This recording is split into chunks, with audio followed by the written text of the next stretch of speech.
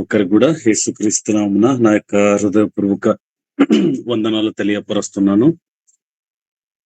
ఈరోజు మనకు దేవుడు కొన్ని మాటల ద్వారా కొన్ని విషయాలను తెలుసుకునే ప్రయత్నం చేద్దాము. ఈరోజు దేవుడు మనకి ఇవ్వబోతున్నటువంటి వాక్యము ఏంటంటే, లూకా రాసినటువంటి సువార్త 13వ అధ్యాయము 10 నుంచి కొన్ని వచనాలు ధ్యానించే ప్రయత్నము చేద్దామండి. కొత్త నిబంధన గ్రంథంలో లూకా రాసినటువంటి సువార్త 13వ అధ్యాయము 10 నుంచి కొన్ని వచనాలు మనము ధ్యానించే ప్రయత్నము చేద్దాం.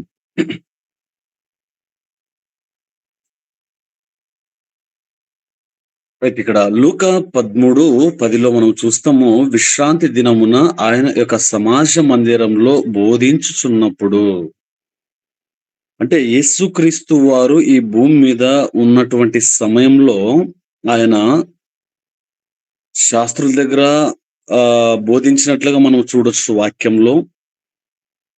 అక్కడ ఉన్నటువంటి సమాజ మందిరాలలో బోధించినట్లుగా సువార్త భాగంలో మనం చూడొచ్చండి.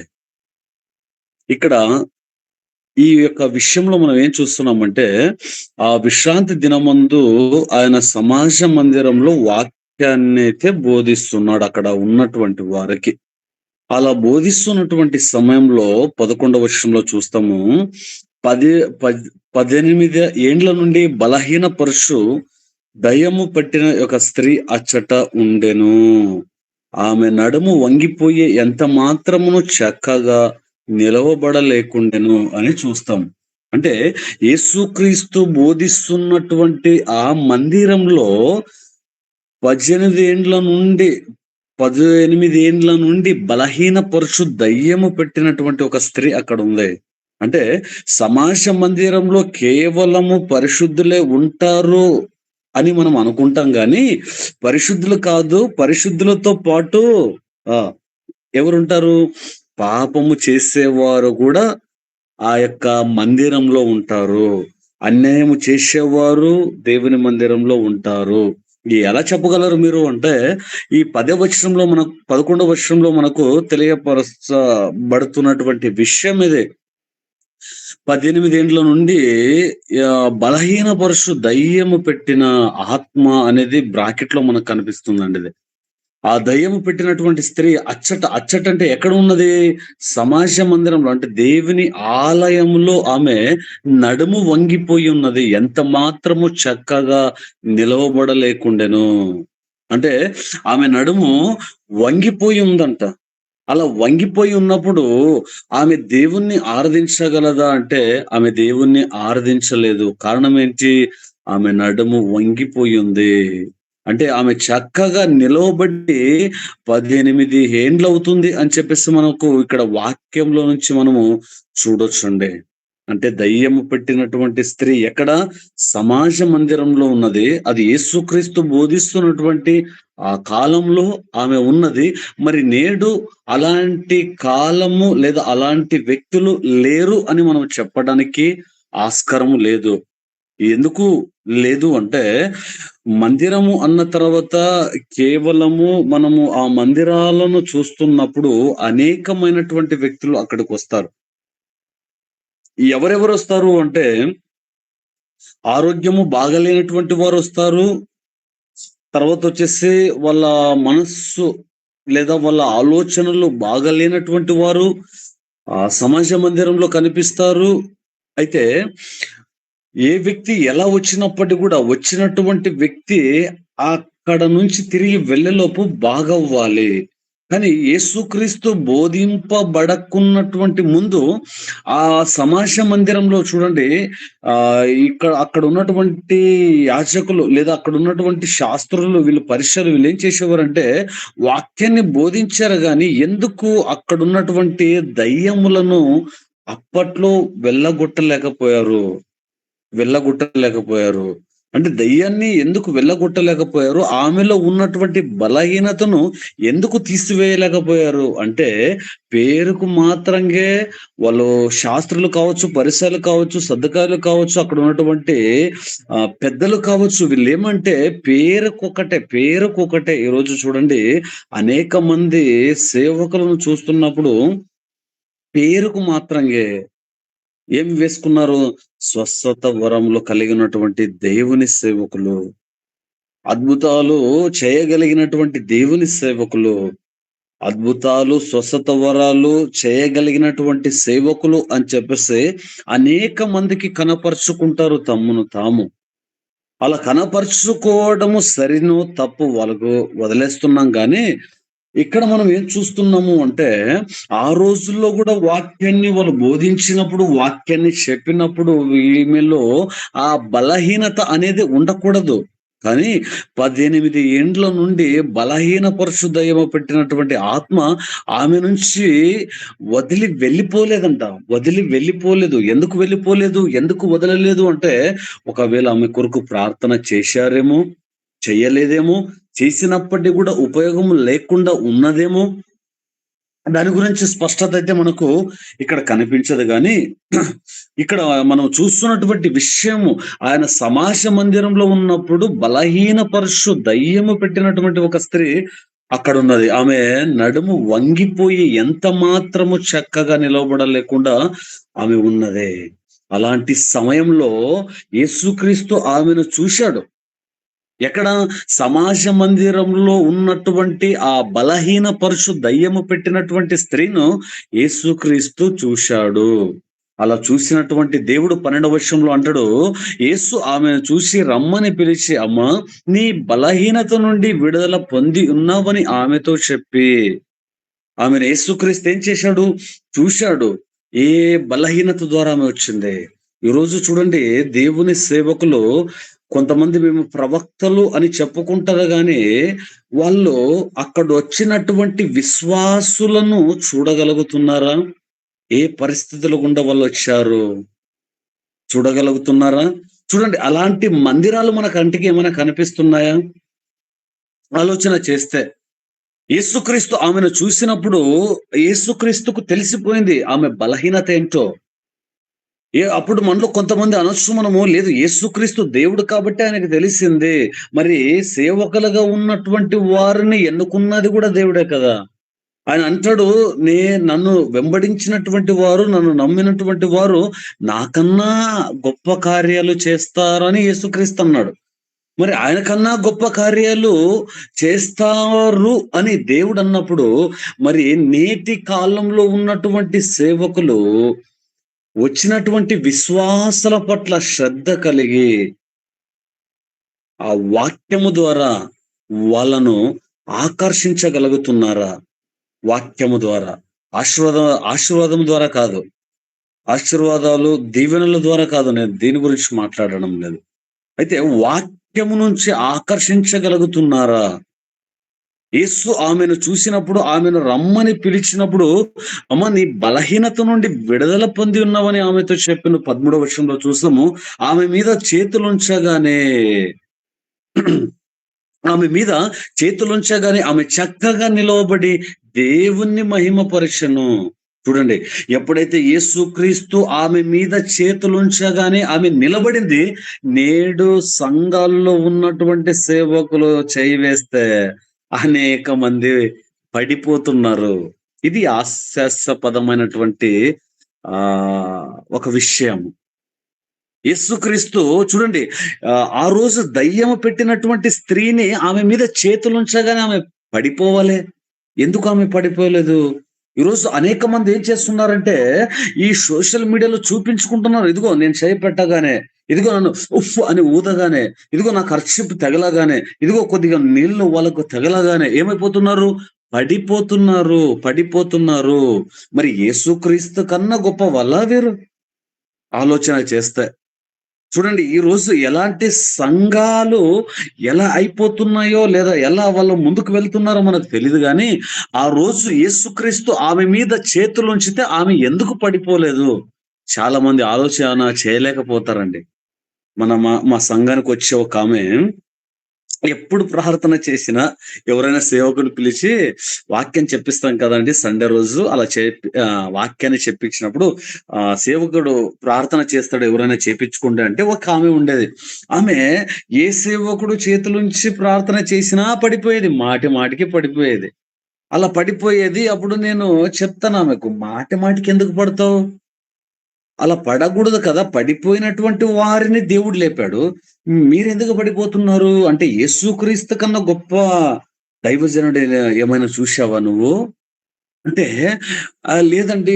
ఆయన ఇలా చేతులు పైన పెట్టగానే ఆయన ఏం చేసినట్లవుతుంది? ఇలా వెనక ప్రెస్ చేసినట్లవుతుంది. లేదా దబ్బినట్టు అవుతుంది అని చెప్పేసి చెప్పడం జరిగింది. అంటే ఇక్కడ ఏం చూస్తున్నాం మనము? ఆమె మీద యేసు చేతులుంచగానే ఆమె చక్కగా నిలవబడింది. పడిపోలేదు, ఊగిపోలేదు.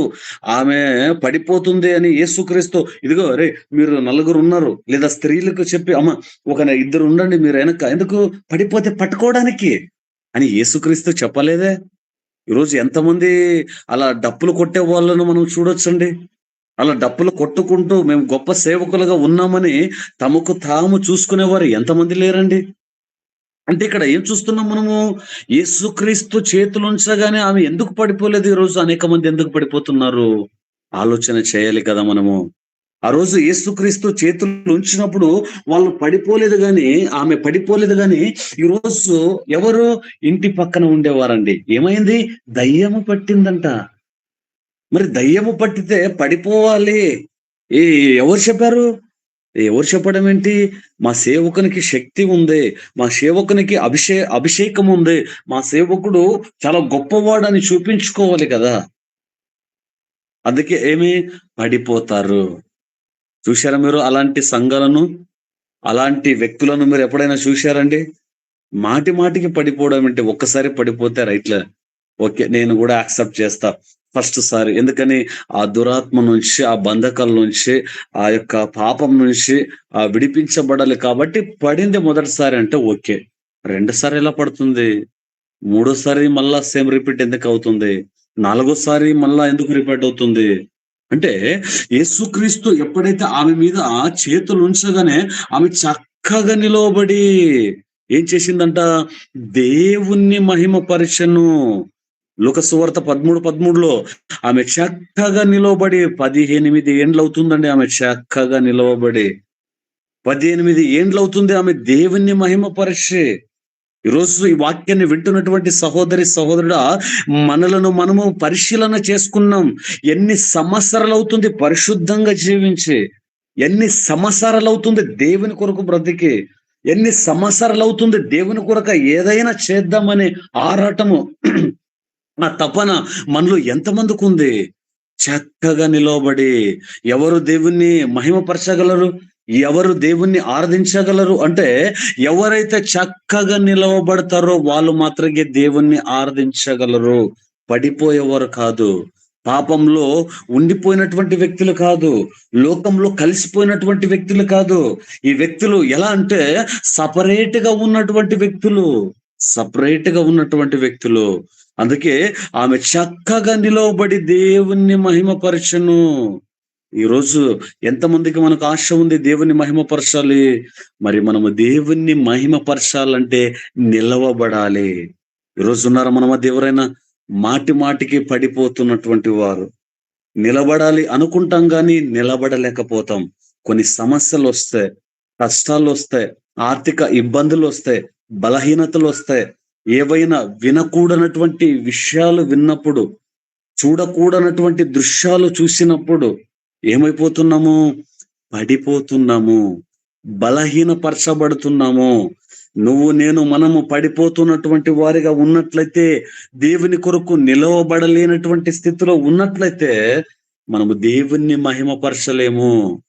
దేవుణ్ణి ఘనపరచలేము అనే విషయాన్ని మర్చిపోకూడదు అని చెప్పేసి ఈ సమయంలో జ్ఞాపకం చేస్తున్నానండి. అందుకే ఇక్కడ చూస్తాం మనము ఆమె చక్కగా నిలవబడి ఏం చేసిందంట?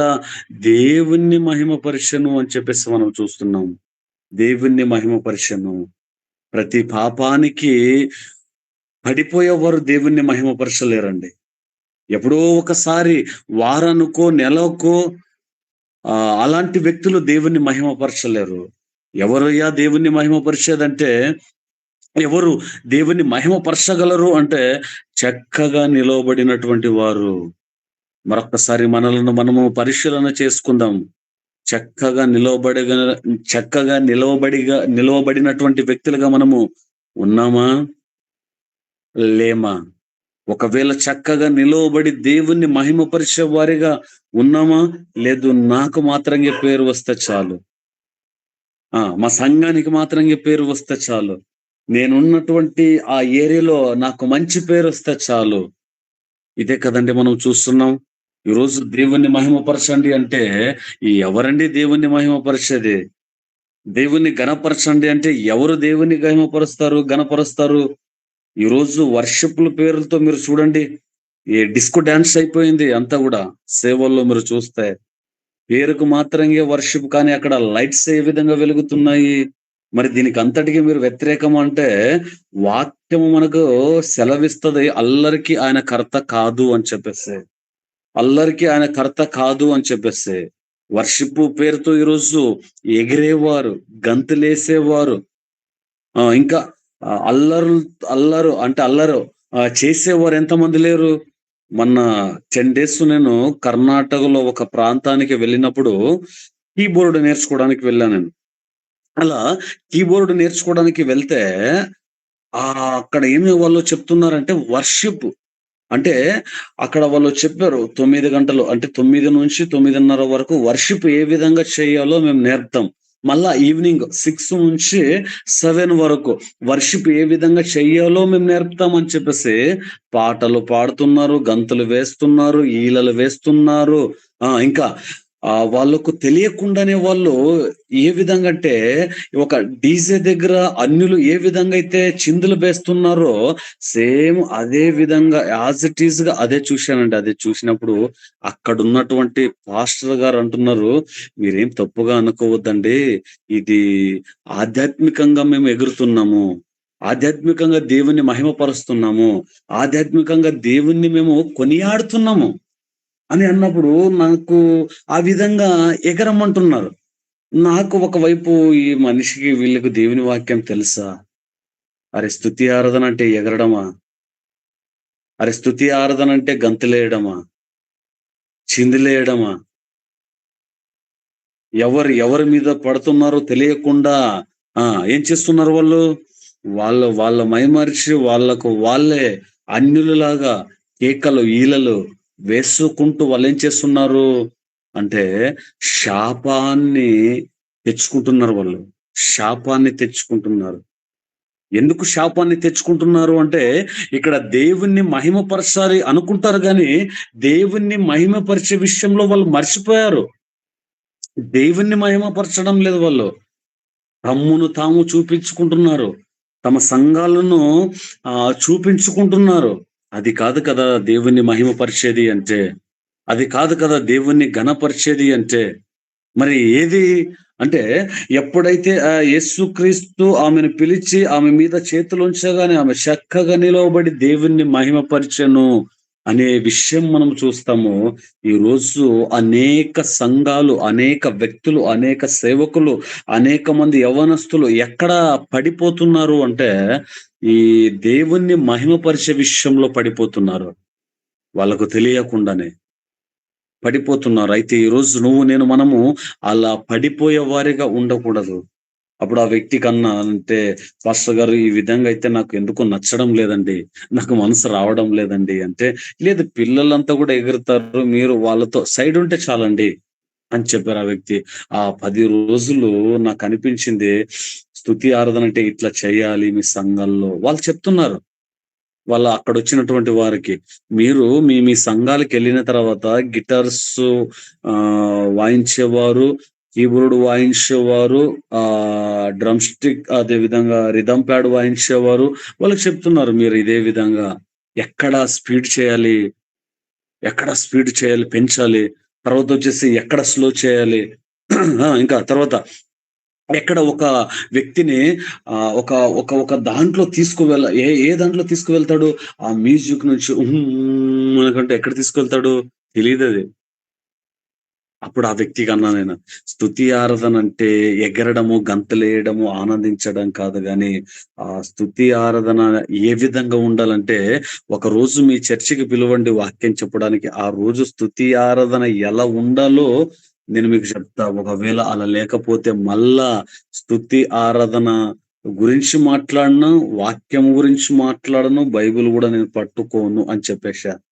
ఎందుకు ఎందుకంటే నాకు చాలా ఇష్టమైనది ఏది అంటే, ఒకటి స్తుతి ఆరాధన, రెండవది వాక్యము. ఎందుకు ఈ 2 అంటే, స్తుతి ఆరాధనలో పరలోకంలో ఉన్నటువంటి దేవుణ్ణి కిందకు అంటే ఈ భూమి మీదకు తీసుకువచ్చే కెపాసిటీ దేనికుందంటే, స్తుతి ఆరాధనకుంది.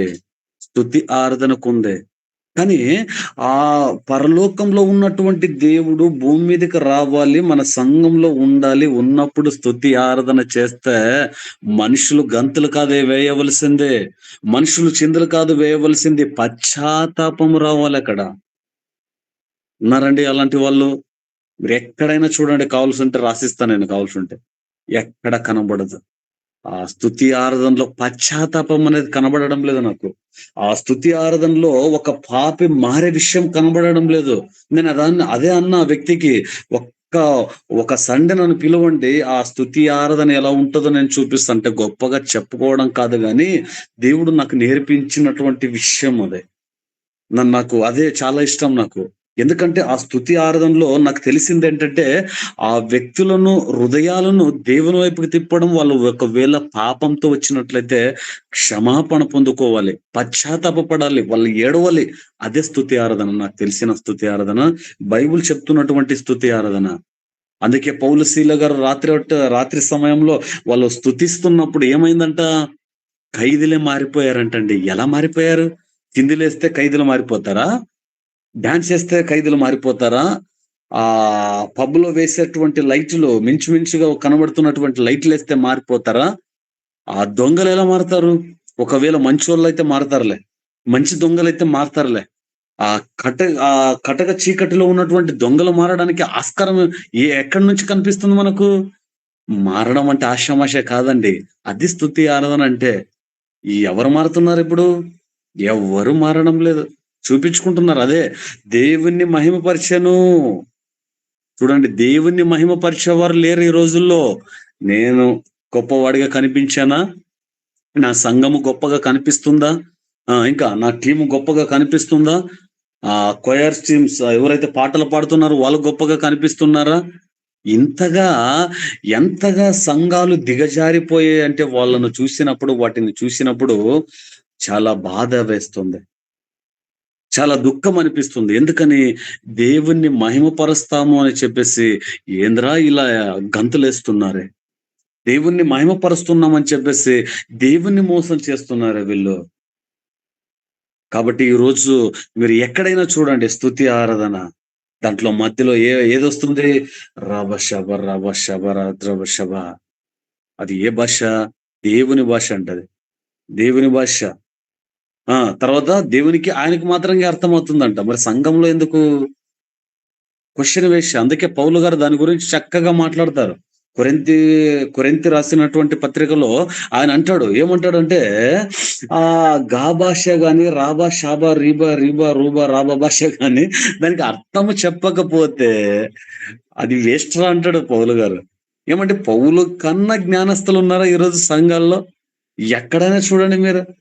మొన్న వేరే వేరే సంఘానికి నేను పరిశీలన చేసినప్పుడు, వాళ్ళు గూడా నా పక్కన దేవుని స్తుతించంటే, నేను దేవుని స్తుతిస్తున్నా. నాకు తెలిసిన విషయం ఏంటంటే, నువ్వు పరిశుద్ధుడవు, తర్వాత ఆరాధనకు నాయకుడువు, యజమానుడువు నువ్వు, సముద్రాన్ని 2 పాయలుగా చేశావు, ఆకాశం నుంచి మన్నను కురిపించావు, బండ నుంచి నీరునిచ్చావు ప్రభువా అని నేను వాక్యాలను బట్టి స్తుతిస్తున్నాను. అలా దేవుని స్తుతించే విషయంలో ఈ వ్యక్తి అంటాడు, అంటున్నాడనమాట. అరే! ఇది నాకు డిస్టర్బెన్స్ అయిపోతుంది. ఆ మనిషి మాట్లాడేది నాకు అర్థం కావడం లేదు. ఈరోజు ఎలా అయిపోయినాయి సంఘాలు అంటే, అదే స్తుతి ఆరాధనలో ఇదొకటొచ్చేసింది. కలుపుకున్నారు. దానికి ఇప్పటికి చూడండి, ఎవరికైనా అర్థం తెలుసా అంటే, బడా సేవకుల నుంచి చోట సేవకుల వరకు ఏ ఒక్కరు కూడా చెప్పలేరు. ఒకటే అంటాడు వాడు. ఏమంటాడు? ఇది దేవుని భాష. అది పరలోకపు భాష. ఉండాలి కదా! ఇబ్రీలోనో, గ్రీక్‌లోనో, లాటిన్‌లోనో ఉండాలి దానికి అర్థము. ఈరోజు మనకు 66 పుస్తకాలు మనం చూడగలుగుతున్నాము. దాన్ని చదవగలుగుతున్నామంటే అక్కడ ఫస్టు పేజీ మీరు తీసినప్పుడు పరిశుద్ధ గ్రంథంలో అక్కడ ఉంటది. గ్రీకు మరియు హీబ్రూ మరియు గ్రీకు భాష నుంచి భాషాంతరము చేయబడినది. ఉంటుంది కదా అక్కడ. మరి ఈ గాబా, రాబా భాష అక్కడ ఉన్నట్లయితే మనకు కనిపించేది కదా! కనిపించదు. ఆ! దానికి అర్థం గూడా మనకు తెలియదు. ఎందుకు అంటే వాక్యాలను ఉన్నది ఉన్నట్టుగా చెప్పేస్తే మనుషులు రారు. అందుకే యేసుక్రీస్తు అంటాడు, పరలోకానికి వెళ్ళే గుంపు ఏ విధంగా ఉంటదంట? తక్కువగానే ఉంటది. ఆ మార్గం గూడా చాలా చిన్నదే. ఆ మార్గంలో ప్రవేశించాలంటే చాలా కష్టము. ఈరోజు ఆశీర్వాదాల గురించి ఎంత చెబుతారో చెప్పండి. ఎన్నైనా వింటాం. అదే పాపం గురించి చెప్పాడనుకోండి, అలా వచ్చి ఇలా ఎళ్ళిపోతాం అంతే. ఎందుకు? అంటే మాకు అంతగా ఇంట్రెస్ట్ లేదు. అంతగా మనకు అవసరం లేదు. చూడండి ఏమైనా చెప్పారా? నేను 2009 10 కావాలి. ఆ సంవత్సరంలో ఒక మందిరానికి వెళ్ళా. మందిరానికి వెళ్ళినప్పుడు చాలా మంది ఆ మందిరం గురించి మాట్లాడరు. దేవుడు మాట్లాడతాడంట. ఎలా మాట్లాడతాడో దేవుడు ఒకసారి చూద్దామని అందరితో కలిసి నేను వెళ్ళినప్పుడు ఒక వాక్యం తీసి మాట్లాడాడండి. నా యొక్క హృదయాన్ని తాకింది ఆ వాక్యం. అగ్ జ్ఞానోక్తి. ఓహ్! సారీ, కన్నడ జ్ఞానోక్తి. తెలుగులో వచ్చేసి సామెతలు. సామెతల్లో నుంచి ఒక అధ్యాయాన్ని చూపించి, ఒక వచనాన్ని చూపించాడు. నెక్స్ట్ ఎప్పుడైనా మనకు సమయం ఉంటే ఆ వాక్యము ద్వారా నేను మాట్లాడాలని ఆశ పడుతున్నాను. ఆ వాక్యము ద్వారా మాట్లాడినప్పుడు సేవకుడు అన్నాడు సూటిగా, "ఒక పాపాన్ని నువ్వు ఏం చేస్తున్నావంటే దాచిపెడుతున్నావు ఎవ్వరికీ తెలియకుండా." అనేక నెలలు లేదా సంవత్సరాల నుంచి ఆ పాపాన్ని దాచిపెట్టావని ఆ సేవకుడు నేరుగా నన్ను చూసి నేనేమి చేస్తున్నానో చేసినవన్నీ చూసినట్లుగా చెప్పేస్తున్నాడండి. అబ్బా! అలాంటి సేవకుడిని నా లైఫ్‌లో ఒక్కడినే చూసా నేను. ఇప్పటి వరకు చూశాను. మళ్ళా కనిపిస్తుందా అంటే కనబడదండి. కనిపించలేదు గూడా. ఎందుకంటే ఆశీర్వాదాలు, దశమ భాగాలు, స్తుతి ఆరాధనలు, అయ్యో! ఇవే అయిపోయినాయి. ఇవే చూస్తున్నాం మనము. అంటే వీటన్నిటిని మనం చూసినప్పుడు ఏంటి అంటే దేవుణ్ణి మహిమపరచాలి. ఏంటి? దేవుణ్ణి మహిమపరచాలనే భ్రమలో ఉండి శాపాన్ని కొని తెచ్చుకునేవారు ఎంతమంది లేరు? ఈరోజు ఆ శాపంలో నువ్వు నేను మనం ఉండకూడదనే దేవుడు మనకు ఈ విషయాలను తెలియపరిచాడు. ఏ విషయాలను తెలియపరిచాడు అంటే లూకా రాసినటువంటి సువార్త 13వ అధ్యాయం 10-13 వరకు మీరు మరొక్కసారి దీన్ని జ్ఞాపకము చేసుకోండి. ఆమె యేసుక్రీస్తు అంటాడు, ఆమె మీద చేతులుంచగానే ఆమె చక్కగా నిలవబడి దేవుణ్ణి మహిమపరచెను. దేవుణ్ణి మహిమపరిచే విషయంలో మర్చిపోయారు. మర్చిపోతున్నారు నేటు సంఘంలో ఉన్నటువంటి అనేక మంది. యవ్వనస్తులు మర్చిపోతున్నారు. ఆకర్షితులైపోతున్నారు. అందుకే మొన్న పోయిన నెలలో ఒక వ్యక్తి అన్నాడు. ఏమన్నాడంటే, పలానా సేవకుడి పేరు చెప్పి, "ఆ వ్యక్తి స్తుతి ఆరాధన చాలా ఇష్టమండి నాకు." ఎందుకిష్టమండి? ఎందుకంటే, ఆ స్తుతి ఆరాధన చేసే సమయంలో వాళ్ళు గంతులేస్తారు, ఎగురుతారు, చిందులేస్తారు. అదే ఇష్టము. ఆ! అది ఇష్టమండి. ఎందుకు ఆ బుద్ధి నీకెందుకొచ్చింది అన్నా నేను. అంటే లేదు బాగుంటది గదా! అది కాదు గదా! స్తుతి ఆరాధన అంటే. దేవుడు చెప్పిందేంటి? లేఖనాలు అని చదువు చూపించినప్పుడు, రెఫరెన్స్‌లు చూపించినప్పుడు కాముగా అయిపోయింది. మళ్ళా మాట్లాడుతుందంటే, ఆహా! మాట్లాడలేదండి. ఈరోజు అనేక మందికి తెలీదు కాబట్టి అలా చేస్తున్నారు. మనము తెలియపరిచినప్పుడు ఖచ్చితంగా వాళ్ళేం చేస్తారు? అంటే మారడానికి అవకాశం ఉంటది. ఖచ్చితంగా మారడానికి అవకాశం ఉంటది. పోయిన సండే కాదని అవతల సండే ఒక చర్చికి నేను వెళ్ళినప్పుడు అక్కడున్నటువంటి పాస్టర్ గారు స్తుతి ఆరాధన చేశాడండి. యాజ్ ఇట్ ఈజ్‌గా మా సంఘంలో మేము ఏ విధంగా అయితే చేస్తున్నామో యాజ్ ఇట్ ఈజ్‌గా అదే చేశాడు. ఆ వ్యక్తికి అంతా అయిపోయిన తర్వాత షేక్ హ్యాండ్ ఇచ్చి చెప్పినటువంటి మాట ఏంటంటే, "పాస్టర్ గారు, నేను అనేక సంఘాలను దర్శిస్తాను, చూస్తాను గానీ, ఈరోజు మీరు చేసినటువంటి స్తుతి ఆరాధన నాకు చాలా నచ్చింది" అన్నారు. ఎందుకు అంటే, "ఆ స్తుతి ఆరాధనలో మీరు కనబడలేదు. నాకు దేవుడే కనిపించాడు" అన్నారు. ఆ వ్యక్తి ఆహ్, కళ్ళలో నుంచి నీళ్ళొచ్చినాయి. ఎందుకు అంటే, దేవుడు నాకిచ్చినటువంటి దర్శనం అదేనండి. అనేక మంది తమ్మును చూపించుకుంటారు. తమ పాటలను చూపించుకుంటారు. కానీ నా స్తుతి ఆరాధనలో నా దేవుని చూపించాలి. నాన్న పోయేంత వరకు అన్నాడు ఆ వ్యక్తి. అబ్బా! ఆ వ్యక్తి ఆ మాట అనగానే నాకనిపించింది, నా జీవితంలో గూడా సేమ్ యాజ్ ఇట్ ఈస్‌గా పాస్టర్ గారు మీ సంఘంలో ఏ విధంగా అయితే ఉందో మా సంఘంలో గూడా అదే ఉందండి. మేము మా సంఘంలో మా దేవుడినే ప్రకటిస్తాం, చూపిస్తామండి. మేము కనబడము అన్నప్పుడు, ప్రైజ్ లార్డ్ బ్రదర్ ఎప్పుడైనా ఉంటే మళ్ళా రండి అన్నాడు. ఓకే. ఖచ్చితంగా వస్తాం. ఎందుకు అంటే ఇక్కడ దేవుడు మహిమ పరచాలి అన్నప్పుడు దేవుడు కనిపించాలి గాని మనుషులు కనబడగూడదు. దేవుడే కనిపించాలి గాని సంఘాలు కనిపించగూడదు. నా బాధల్లో ఏంటంటే మనం కనిపించేదొద్దు. మన పైన ఉన్నటువంటి దేవుడు కనిపించాలి. అలా నా వాక్యము, నా వర్షిప్పు తర్వాత నేను జీవిస్తున్నటువంటి విధానము ఆ విధంగా ఉంటే చాలండి. ఈరోజు ఆ స్త్రీ ద్వారా యేసుక్రీస్తు అనేక మాటలు ఒకవేళ మీ హృదయాలను తాకినట్లయితే, సరిచేసుకునేవి ఏమైనా ఉన్నట్లయితే సరిచేసుకుందాం. మన హృదయాన్ని కఠినము చేసుకోక, సరైనటువంటి రీతిలో దేవుని అర్థం చేసుకొని ఆరాధన చేస్తే ఆయన ఒక్కడే మహిమ పరచబడితే ఆయనంటాడు, "నువ్వు నా కార్యాన్ని చేసినప్పుడు ఆటోమేటిక్‌గా నీ కార్యాన్ని నేను చేస్తా" అంటాడు దేవుడు. అలాంటి కార్యాలు ఈ దీంట్లో పాలిభాగస్తులుగా ఉన్నటువంటి ప్రతి ఒక్కరి జీవితంలో ఆ దేవుడు నెరవేర్చులాగున మనం ఏం చేద్దాం? ప్రార్థన చేసుకుందాం. కాబట్టి ఆ స్త్రీ ద్వారా దేవుడు తెలిపినటువంటి మాటలేవైతే ఉన్నాయో, ఆమె మొదటిగా మందిరానికొచ్చింది. రెండవదిగా బలహీనపరుచు ఆత్మ ఆమె వదిలి వెళ్ళిపోయింది. మూడవదిగా ఆమె చక్కగా నిలవబడి దేవుణ్ణి ఆరాధించింది. ఆమెలో ఉన్నటువంటి 3 విషయాలు ఈరోజు నాలో ఉన్నాయివేమో. ఉంటే సరిచేసుకుంటాను. ఉంటే క్షమాపణ అడుగుతాను. ఉంటే నేను చక్కగా అంటే పరిశుద్ధంగా నిలవబడి చాలా సంవత్సరాలవుతుంది కాబట్టి, పరిశుద్ధంగా ఉండి దేవుణ్ణి ఆరాధించగలుగుతా. అలా దేవా నాకు సహాయం చేయని నువ్వు అడిగినట్లయితే, ప్రార్థన చేసినట్లయితే ఆ దేవుడు చేయగలడు. ఆమెను నిలబెట్టినటువంటి దేవుడు ఈరోజు నిన్ను నన్ను నిలవబెట్టడానికి ఆయన సమర్థుడు. దేవుడు ఈ వాక్యం ద్వారా మిమ్మల్నందరినీ దీవించును గాక. God bless you.